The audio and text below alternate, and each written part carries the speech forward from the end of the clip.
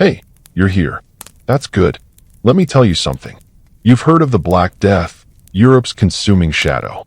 But what if a mysterious, cloaked figure recorded its grim reality, a silent witness to humanity's darkest hour? This wasn't just disease. It was a cataclysm birthing new fears and a unique sentinel. From ancient plagues to modern challenges, unseen enemies shape our history.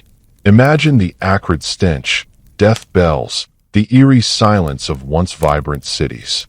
Envision a solitary figure, grotesque bird-like mask obscuring their face, stepping into terror's heart. What did they see? What desperate remedies did they attempt? What secrets did they carry to their graves?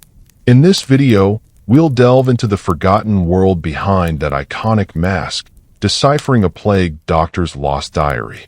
We'll explore crude science, complex social roles, the fear they inspired, and the unlikely hope they offered. This journey provides a profound new perspective on resilience. As you settle in, like the video and subscribe. Tell us where you're watching from and what time it is. The unsettling truth of the plague doctor's silent vigil is about to begin.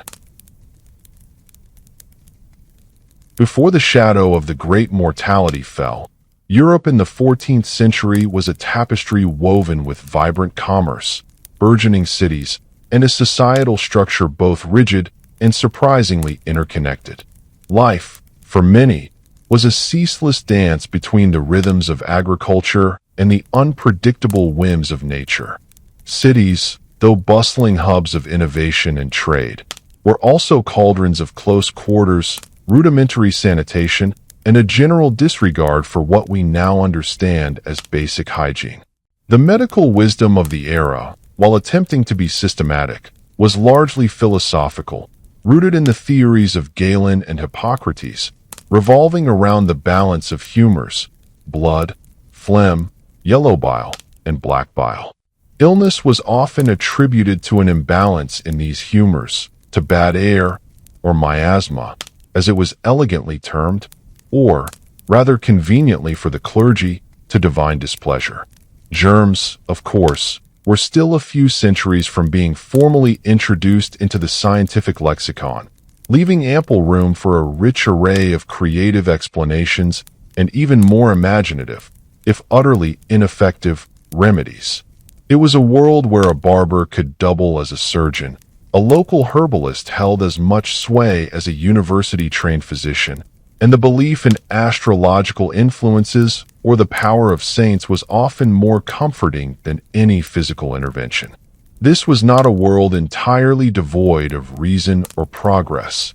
Indeed, cathedral buildings soared to new heights, universities flourished, and philosophical debates were fierce. Yet, beneath this veneer of advancement lay a profound vulnerability, a collective innocence regarding the invisible microscopic forces that truly governed health and disease. Society functioned on a delicate balance, where localized outbreaks of illness were common, but nothing had prepared it for a contagion of continental, indeed, global proportions. The Silk Road, a marvel of ancient globalization, brought not only exotic spices and precious silks, but also, unbeknownst to its users, the unseen harbingers of unprecedented devastation. Cities like Venice and Genoa thrived on maritime trade, their harbors constantly receiving ships from distant lands, each vessel a potential carrier of more than just cargo. The sheer density of urban populations, coupled with the lack of understanding about disease transmission, created an almost perfect storm for a pandemic. People lived in close proximity to their livestock, waste disposal was rudimentary at best, and the concept of isolating the sick was rudimentary and often ignored in the crush of daily life. This intricate web of trade, travel, and tightly packed communities, while a testament to human ingenuity and ambition, also served as an unwitting accelerator for the coming catastrophe, transforming local ailments into a widespread plague. So, as the trading ships sailed confidently across the seas, bringing the riches of the East to the eager markets of the West, they were also inadvertently ferrying a silent passenger, a grim seed poised to germinate into the greatest health crisis humanity had ever witnessed, a shadow that would soon creep across every threshold. The stage was meticulously set, with humanity blissfully unaware of the cataclysmic, microscopic drama about to unfold, ready to transform the familiar landscape into a theater of unprecedented suffering and change, utterly unprepared for the monstrous arrival looming just beyond the horizon. The whispers began subtly, carried on the winds of trade from the distant east, tales of a horrifying sickness sweeping through Asia. But Europe, engrossed in its own affairs and accustomed to local ailments, initially dismissed these distant horrors as exaggerations or exotic misfortunes. Then, in 1347, it arrived, not with a roar, but with a silent, insidious crawl, carried by fleas nestled on the backs of rats aboard Genoese trading vessels. These ships, docking in Messina, Sicily, brought not just spices and silks, but the great mortality itself. The symptoms were terrifyingly swift and agonizing. Grotesque swellings, known as buboes, appearing in the armpits, groin, and neck, turning black and oozing pus. Fever, chills, vomiting, and excruciating pain followed, often leading to death within days, sometimes even hours. Panic was immediate and absolute. Initial reactions ranged from bewildered denial to desperate, unorganized flight. Entire families succumbed within a week, leaving behind empty homes and abandoned possessions. The sheer speed and virulence of the disease overwhelmed every existing social and medical structure. Cities, once vibrant, became ghost towns, filled with the stench of death and the cries of the dying. The rudimentary medical knowledge of the time proved utterly useless against this invisible enemy. Physicians, operating under the miasma theory, advised avoiding bad air, burning aromatic herbs, and even sitting in sewers in the misguided belief that one bad smell would drive out another. Other remedies included bloodletting, which only weakened the patient, or purging with strong laxatives, further dehydrating them. More bizarrely, some advocated rubbing a live chicken on the buboes, hoping the fowl would draw out the sickness, or consuming powdered emeralds for good measure. These were not just desperate acts. They were a testament to utter human bewilderment in the face of a force they could neither comprehend nor control. The clergy, initially seen as a source of comfort, soon found their prayers ineffective and their ranks decimated. Many priests fled, leaving the dying without last rites, further deepening the despair. Others, bravely or foolishly, remained, only to fall victim themselves. The widespread belief in divine punishment led to flagellant movements, where groups of penitents marched through towns, publicly whipping themselves to appease an angry god, inadvertently spreading the disease further through their gatherings. As if an angry deity wasn't enough, communities often sought scapegoats, leading to horrific pogroms against Jewish communities, accused of poisoning wells, a tragic and cruel manifestation of human fear and ignorance. The sheer scale of death defied imagination. Historians estimate that between 30% and 50% of Europe's population perished in just a few years, a demographic catastrophe unmatched in history. Villages were wiped clean, fields lay fallow, and the traditional rhythms of life simply ceased. The very fabric of society began to unravel. Trade halted, laws were ignored, and the dead often lay unburied in the streets, as there were simply not enough healthy hands to dig graves. The initial chaos slowly gave way to a grim new reality, one where death was a constant companion, and the survivors lived with a pervasive sense of terror and loss. The sheer overwhelming nature of the plague demanded a new kind of response, a dedicated effort, however flawed, to confront the relentless tide of death. For all the prayers, chickens, and astrological charts, it became clear that a more direct, if still primitive, approach was needed to manage the dying and perhaps, just perhaps, offer some semblance of order amidst the unprecedented chaos.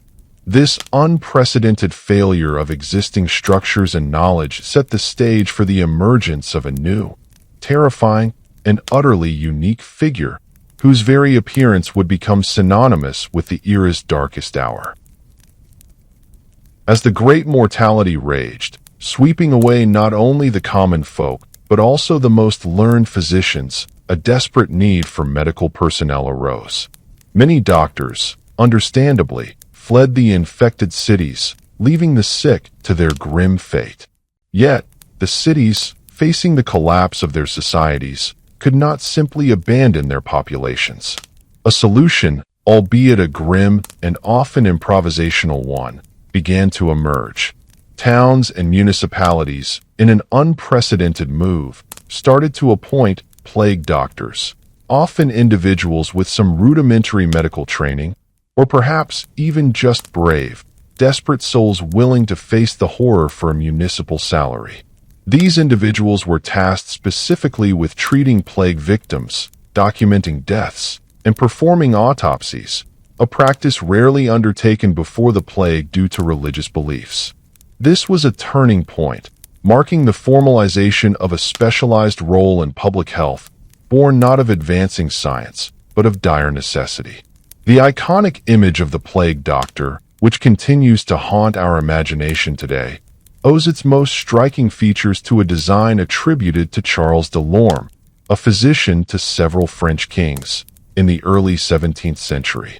This distinct costume was developed not just for protection, but as a practical tool for working amidst the diseased. The most recognizable element, of course, was the bird-like beak mask, filled with aromatic herbs, spices, and dried flowers such as lavender and mint. The reasoning was purely miasmatic. These strong, pleasant odors were believed to filter out the bad air, or miasma thought to cause the plague. It was, in essence, a medieval air freshener and a primitive respirator rolled into one, though utterly ineffective against the actual bacterial pathogen. The rest of the ensemble included a heavy, waxed leather or canvas coat, often extending to the ankles, designed to be impermeable to airborne contagion, and perhaps more practically, to fluids from the sick. A wide-brimmed hat, gloves, and boots completed the intimidating, almost alien look. A long wooden stick, or pointing stick, was also an essential accessory. This allowed the doctor to examine patients without physical contact, to poke and prod the telltale buboes, and even, reputably, to fend off desperate or aggressive victims.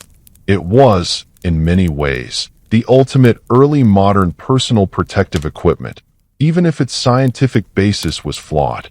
It's hard to imagine a more effective social distancing uniform, centuries before the concept was even coined.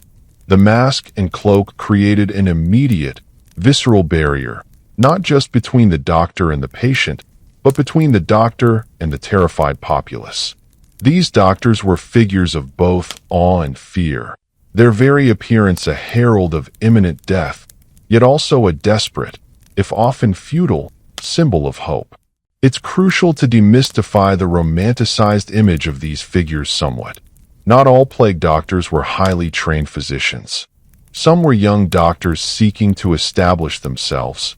Others were less qualified individuals willing to take on the perilous job, or even former apothecaries.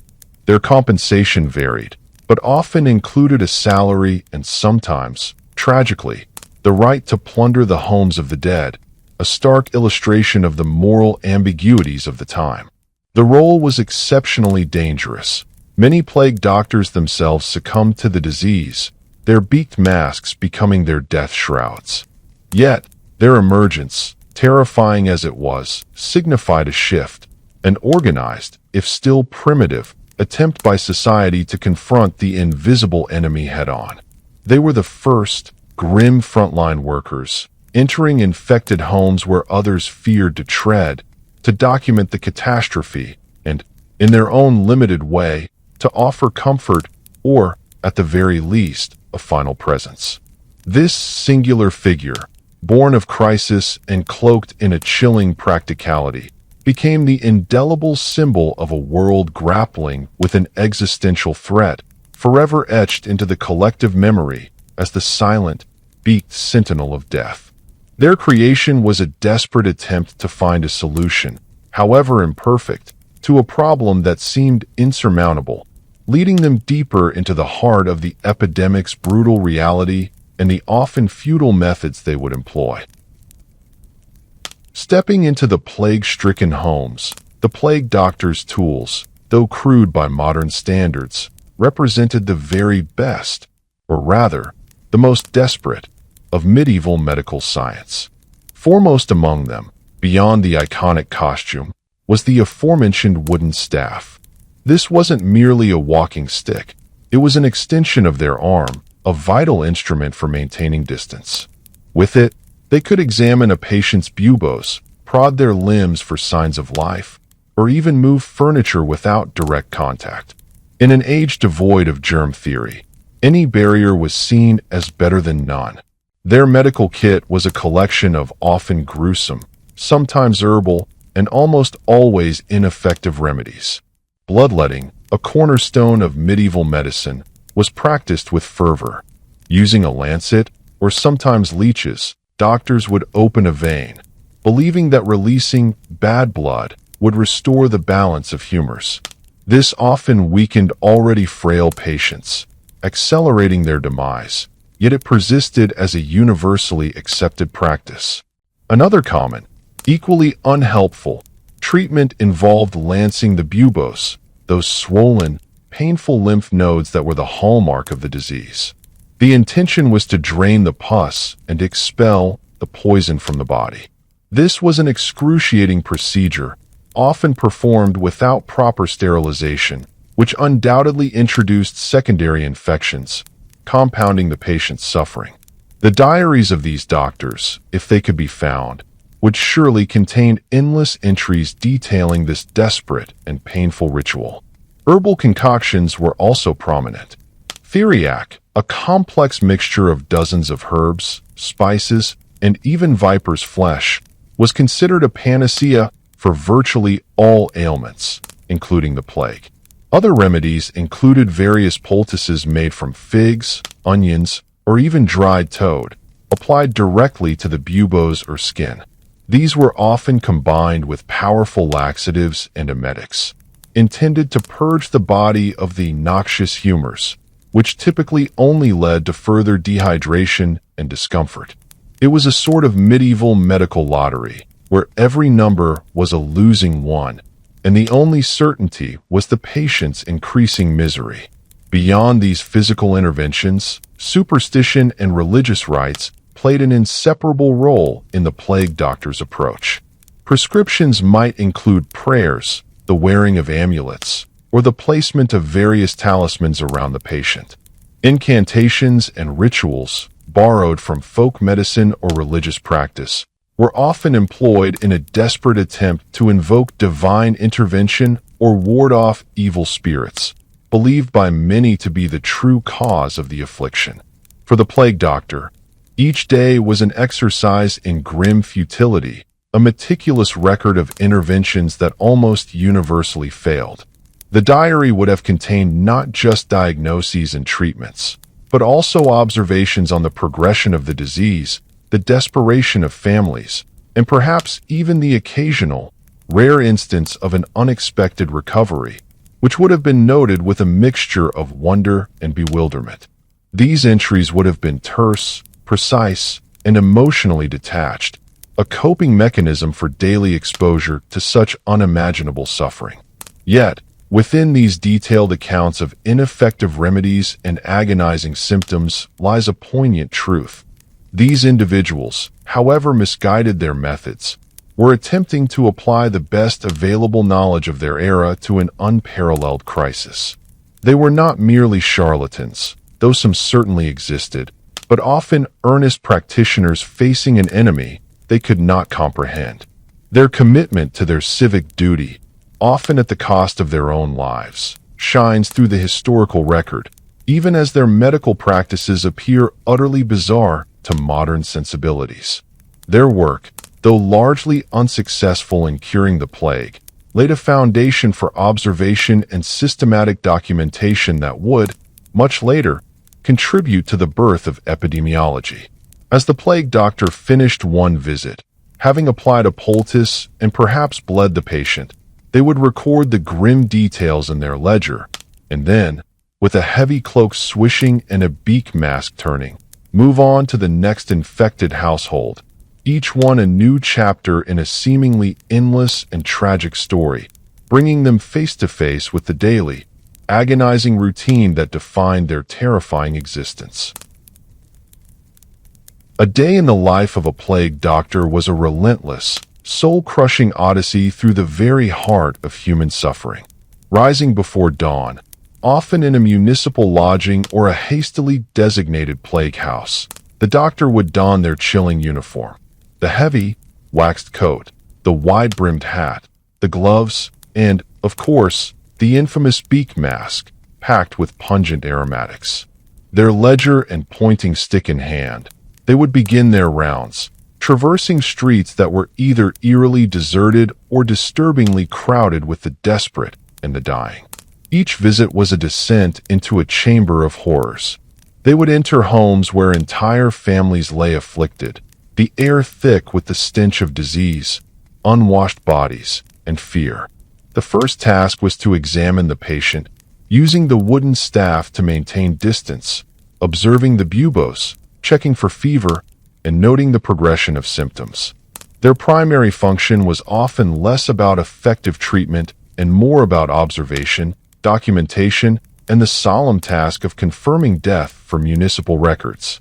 This bureaucratic element amidst the apocalypse, meticulously detailing deaths for ledgers when society itself seemed to be crumbling, speaks volumes about the human need for order, even in chaos.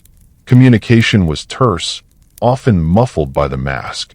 Families, racked with grief and terror, would plead for cures, for comfort, for any sign of hope.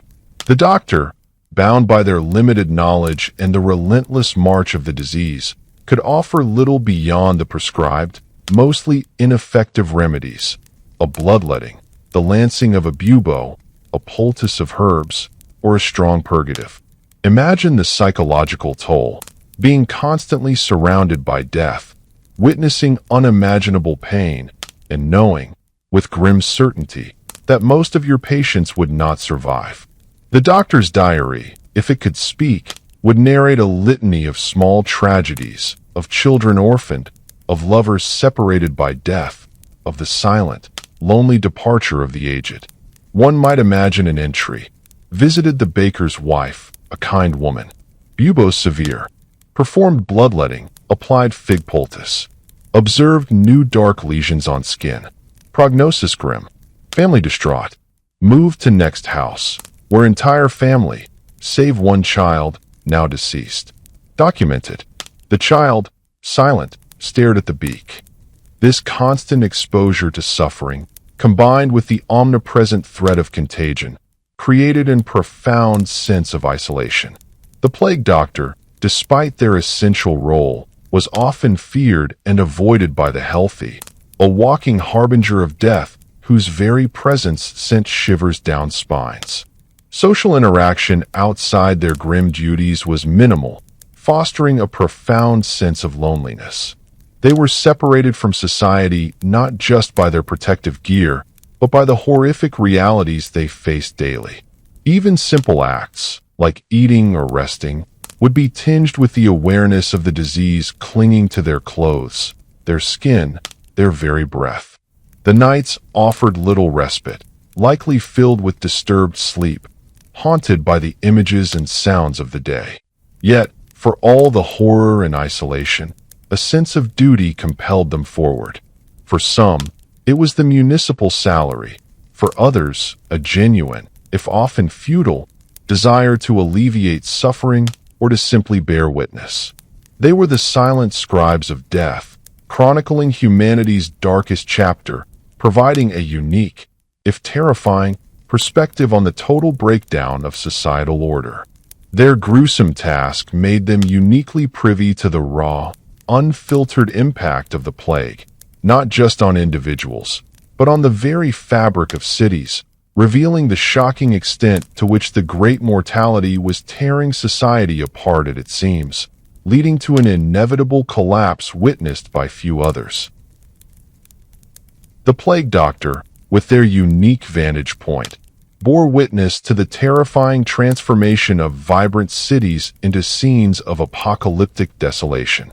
The city under siege by the great mortality was not merely a collection of sick individuals. It was a crumbling edifice of social order and human civilization. The most immediate and profound impact was the collapse of infrastructure. With so many dying, and so few healthy left to perform even basic services, the dead often lay unburied in the streets or piled in hastily dug mass graves outside city walls. The sheer volume of corpses overwhelmed traditional burial practices, leading to unsanitary conditions that only exacerbated the crisis. Imagine the logistical nightmare of collecting bodies when half the population is either dead or too sick to work. Sanitation, already rudimentary, disintegrated entirely. Waste accumulated, water sources became contaminated, and the stench of decay hung heavy in the air, a constant, grim reminder of death's omnipresence. Economically, cities ground to a halt. Trade ceased, markets emptied, and workshops stood idle. The supply chains that fueled medieval life snapped, leading to food shortages for those who hadn't succumbed to the disease. The value of money became meaningless when there was nothing to buy and no one to sell it. Landlords lost tenants, merchants lost customers, and the intricate web of feudal obligations that structured society began to unravel. Socially, the plague was a brutal leveler, yet it also amplified existing inequalities. While rich and poor alike could fall victim, the wealthy often had the means to flee to the countryside, abandoning the infected cities. The poor, with no means of escape, were left to face the full brunt of the epidemic, trapped in crowded, unsanitary conditions, their suffering compounded by abandonment. Xenophobia and suspicion flourished. Outsiders, beggars, and minority groups were often blamed, leading to waves of violence and persecution, as communities desperately sought a tangible enemy to rage against. The plague doctor saw it all: the deserted merchant stalls, the empty churches, the desperate acts of charity, and the chilling acts of cruelty. Their ledger wasn't just a record of individual deaths. It was a grim chronicle of a society disintegrating, piece by painful piece. One can almost hear the cynical observation from a weary doctor. When the undertakers start charging extra for expedited service, and a priest is harder to find than a cure, you know things are truly bad. Humanity's great advancements, it seems, are rather fragile when faced with a sufficiently enthusiastic bacillus. The doctor's daily rounds were not just medical calls, but anthropological expeditions into the depths of human despair and resilience. They witnessed instances of profound courage and self-sacrifice, as individuals cared for their loved ones knowing they too would likely fall ill. But they also saw the darkest side of human nature: widespread looting of abandoned homes, the turning away of sick family members, and the complete breakdown of law and order in many places. The usual societal rules, the polite conventions, the legal strictures, all seemed to dissolve under the overwhelming pressure of widespread death. What was property when its owner was gone? What was a law when there was no one left to enforce it? The authority of local lords, even kings, was challenged by a foe no army could fight. The sheer anonymity of death, the lack of individual mourning for the countless deceased, was another profound societal shift. People grew numb to death, moving from house to house, recording names, with little time for grief. The plague didn't just kill people, it killed a way of life, an entire worldview, leaving deep, festering scars that would reshape Europe for centuries. This comprehensive breakdown of social and legal norms, observed intimately by the plague doctor, also opened the door for another phenomenon: the proliferation of false hope and outright deception, as the desperate sought any glimmer of relief, leading to the rise of quackery and bizarre remedies that further complicated the grim task of the weary doctor. Amidst the overwhelming despair and the grim reality chronicled in the plague doctor's diary, there were also the strange, the unusual, and the downright absurd. The sheer mystery surrounding the plague fueled a proliferation of curiosities and quackeries, each promising a miracle where conventional medicine offered none. A plague doctor's records, if truly exhaustive, would likely detail not just the symptoms, but the often bizarre interventions attempted by the desperate populace before their arrival. Tales circulated of individuals with a peculiar immunity, or of miraculous recoveries attributed to some strange concoction or divine intervention. These anecdotal instances, often exaggerated, served as beacons of false hope, encouraging people to try anything, no matter how outlandish. One might find entries detailing patients who claimed to be cured by sleeping next to onions, or by drinking potions made from crushed spiders, or even by applying the urine of a virgin to their buboes. The human capacity for belief, especially when faced with existential dread, is truly remarkable.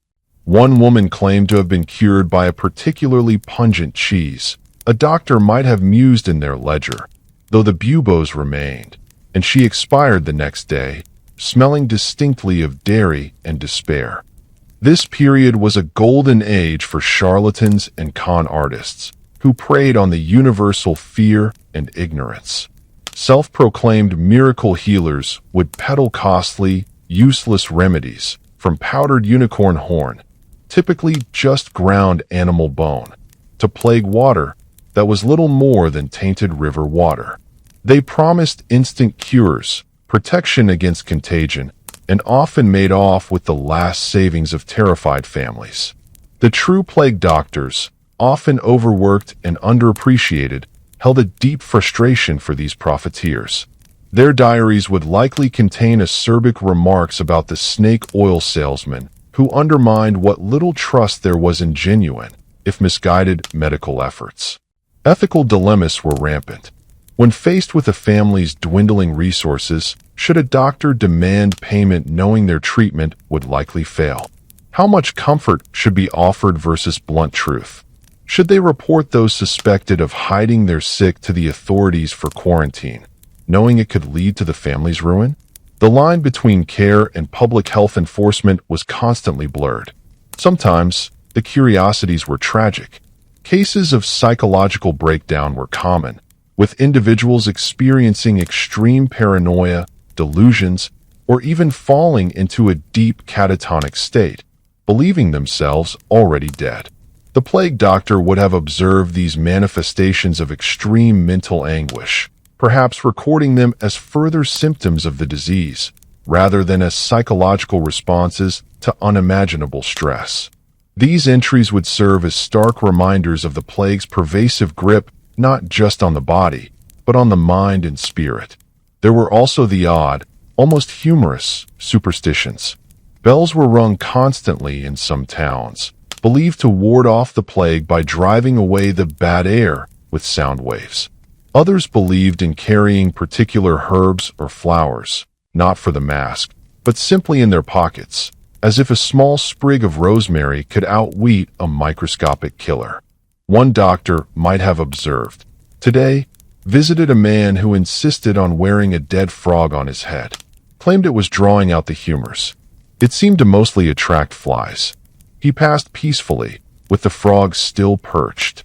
These desperate, often amusing, attempts to control the uncontrollable offer a fascinating, if dark, glimpse into the human psyche under extreme duress. The presence of so much quackery, however, also inadvertently helped to highlight the methodical, if flawed, approach of the appointed plague doctors. While their treatments were largely ineffective, Their systematic documentation and their willingness to confront the disease directly, rather than through magical incantations, set them apart. They were the nascent seeds of a more scientific approach, however obscured by the prevailing ignorance. Their diary, a testament to their daily grind, thus became a unique historical record of both the plague's devastating impact and humanity's often absurd reactions to it.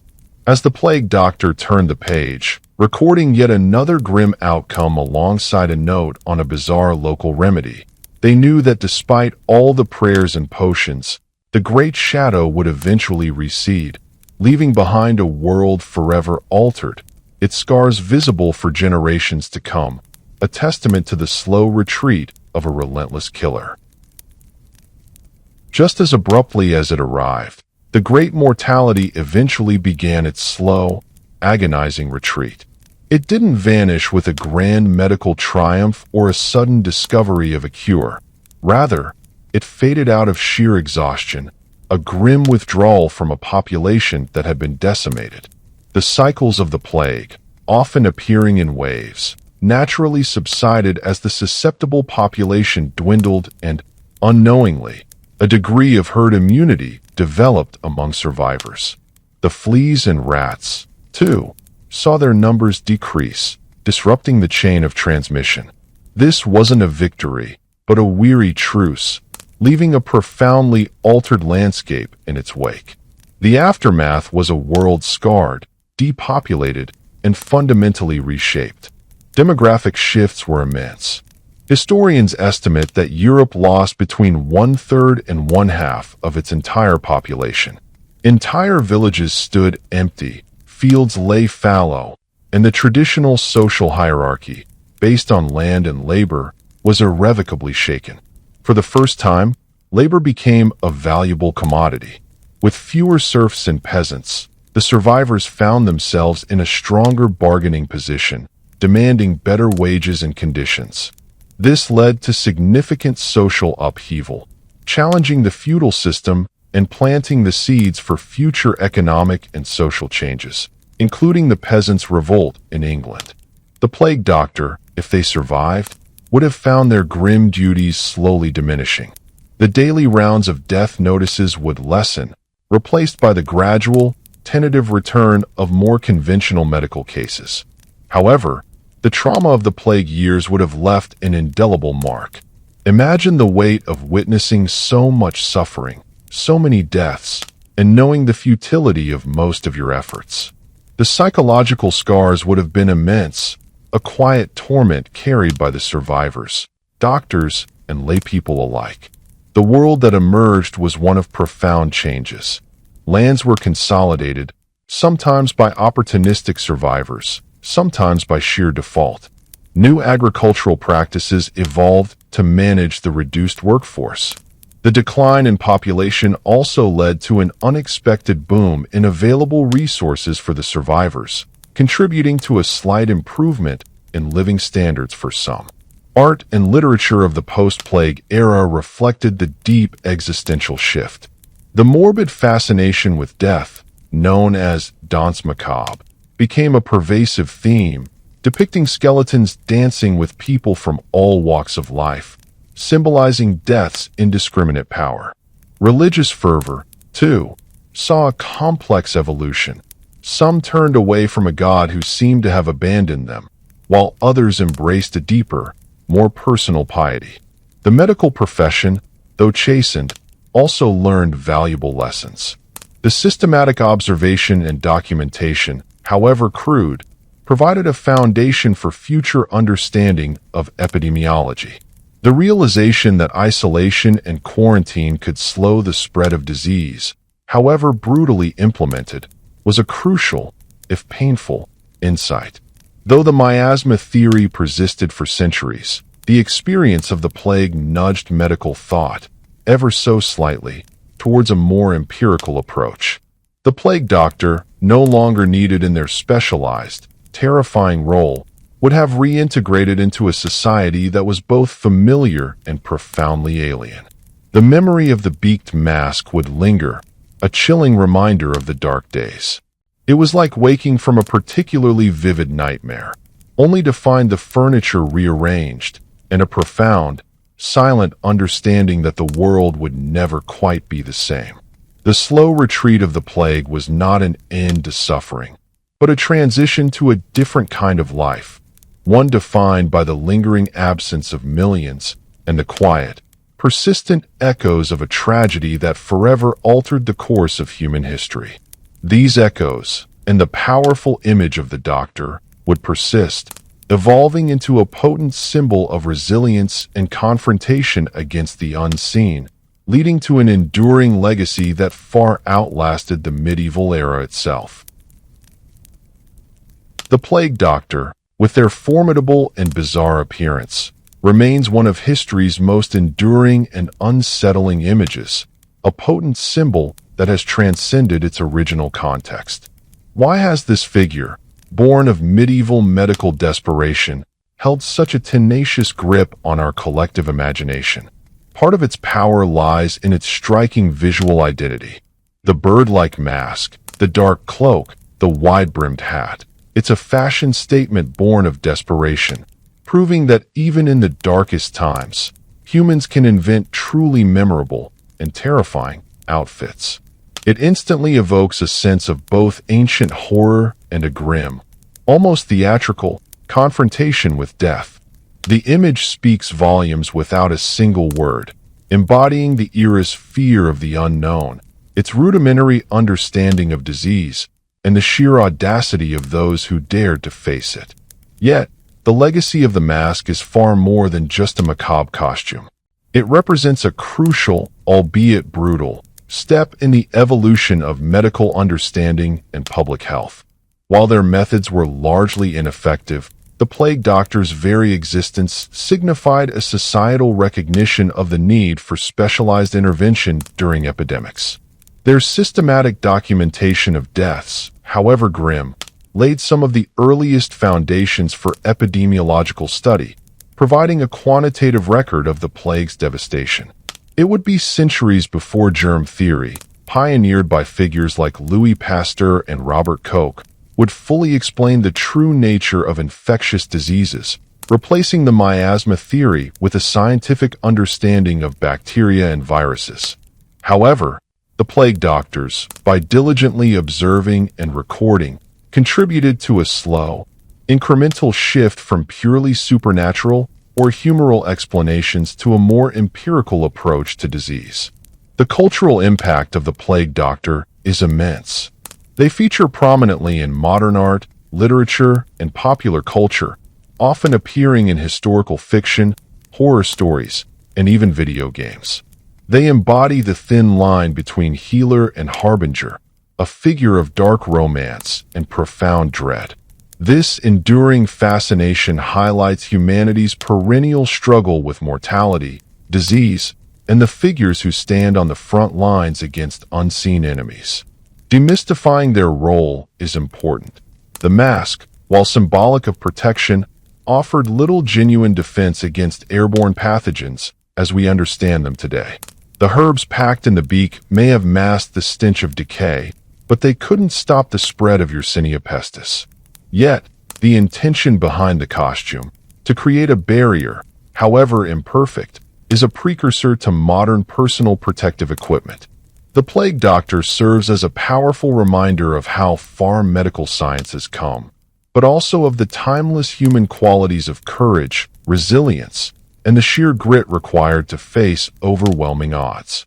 They were not always heroic in the romantic sense, often being pragmatic, sometimes opportunistic, and undeniably terrified.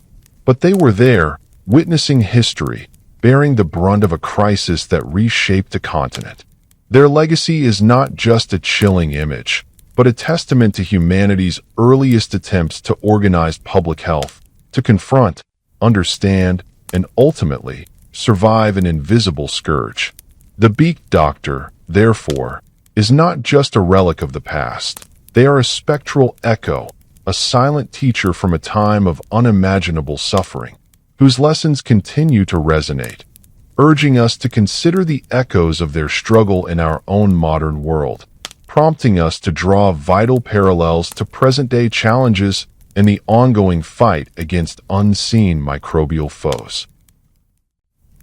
The chilling silhouette of the plague doctor, though centuries removed, casts a surprisingly long shadow over our own time. The echoes of their grim struggle resonate with striking relevance in an age where global pandemics still present profound challenges. While we no longer rely on chickens for cures or aromatic herbs in a beak mask, the scramble for effective solutions, the battle against misinformation, and the critical role of frontline workers remain timeless human endeavors. Consider the parallels. The initial confusion and disbelief when a new pathogen emerges, the rapid spread facilitated by global travel, and the desperate search for remedies or vaccines. Just as medieval society grappled with miasma theory, modern society sometimes struggles with understanding complex scientific data, leading to the spread of misinformation and conspiracy theories. The Plague Doctor's Diary, had it been filled with daily reflections on public sentiment, would undoubtedly reveal similar patterns of fear, blame, and the desperate yearning for simple answers to complex problems. Moreover, the enduring image of the Plague Doctor highlights the critical, often undervalued, role of public health. The lessons learned, however painfully, from the Black Death laid some of the groundwork for concepts like quarantine, isolation, and the systematic tracking of disease, principles that remain cornerstones of modern disease control. The medieval cities, by appointing dedicated, if flawed, plague doctors, took an early, faltering step towards organized public health, a recognition that disease was a societal problem requiring a communal response. This historical context underscores the immense value of investing in public health infrastructure, scientific research, and global cooperation in the face of biological threats. The resilience of humanity, too, shines through the Plague Doctor's narrative. Despite unimaginable losses, society rebuilt, adapted, and eventually flourished, learning profound lessons about labor, governance, and the fragility of life. This capacity for adaptation, for finding new ways to live and thrive in the face of devastation, is a powerful reminder of the enduring human spirit. The final entries in a hypothetical Plague Doctor's Diary might not speak of grand triumphs, but of weariness, of the quiet dignity of those who persevered, and of a fragile hope for a healthier future. Perhaps a final entry might read, "The Death's Lesson. The bells ring now for celebration, not sorrow. My coat hangs, heavy with the stench of 1,000 endings. Yet life stirs, a new child born, healthy. The sun still rises. And so, the world turns, carrying the scars, but always, always forward. May future generations remember our silent vigil and learn." This enduring legacy teaches us that history is not merely a collection of facts. It is a profound teacher, offering insights into human nature, societal vulnerabilities, and our innate capacity for both despair and ultimate triumph. The Plague Doctor, with their terrifying mask and their thankless task, stands as an eternal sentinel, reminding us that the fight against the unseen is a continuous journey, one that demands courage, wisdom, and an unwavering commitment to understanding the world around us, ensuring that the quiet, often brutal, lessons of the past are never truly forgotten, but serve as a beacon for the path ahead. And with that thought, we draw this journey to a close.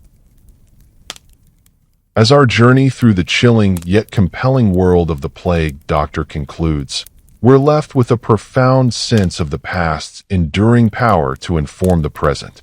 The figure behind the beaked mask wasn't just a historical curiosity.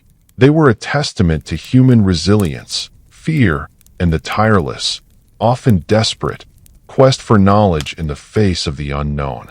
Understanding their story offers more than just historical insight. It provides a unique lens through which to view our own challenges and triumphs against invisible adversaries. Thank you for joining us on this exploration, for venturing into the silent, scarred cities and witnessing the world through the eyes of those who stood between life and death. May your mind be calm, your body relaxed, and your sleep deep and restorative. Good night.